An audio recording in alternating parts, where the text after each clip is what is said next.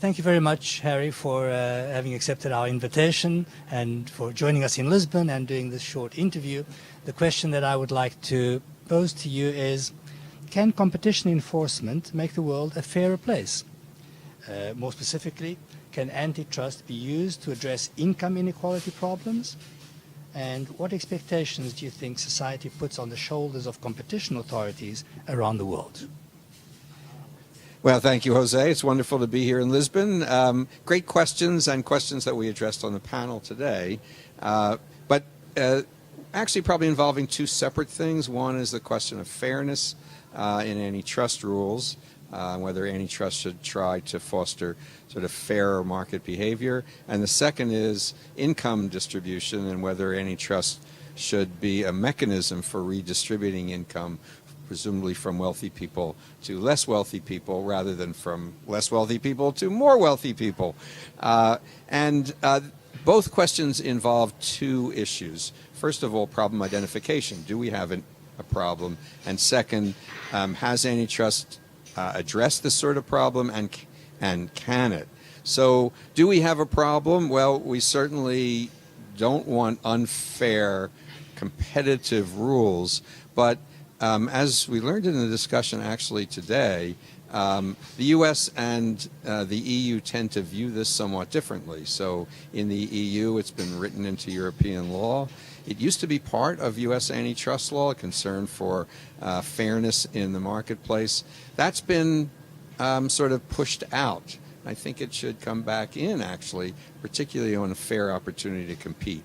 So this is something that antitrust can think about, but perhaps somewhat indirectly. So we're not going to police all contracts to see if they're fair. That's a question of unconscionability.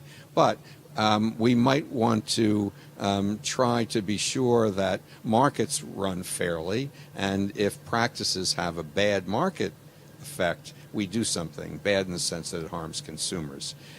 So fairness is something that we can take account of. Income redistribution is not something traditionally that antitrust has done or thought about doing.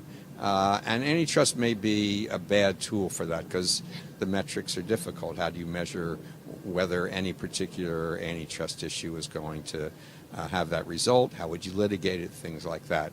That said, there is a concern that surfaced recently in the U.S. particularly, and certainly in Europe as well, from economists, that the income distribution is skewed worse. And that something should be done. And there are ways in which antitrust policy could take account of it, particularly in mergers. If you thought concentrated markets produced high profits that weren't eaten away, and that those profits tended to go to wealthy people, you might have a more vigorous merger policy. But it addresses income inequality in somewhat of an indirect way. The other way is excessive pricing. The European Union competition rules make that illegal. U.S. law does not, at least as it's thought of today. And that could be a way, if you view that those excessive prices lead to excessive profits, which go to wealthy people, again, a way of addressing income inequality indirectly. But it's a heavy lift for antitrust authorities to try to work that out. There are other tools that'll do it better.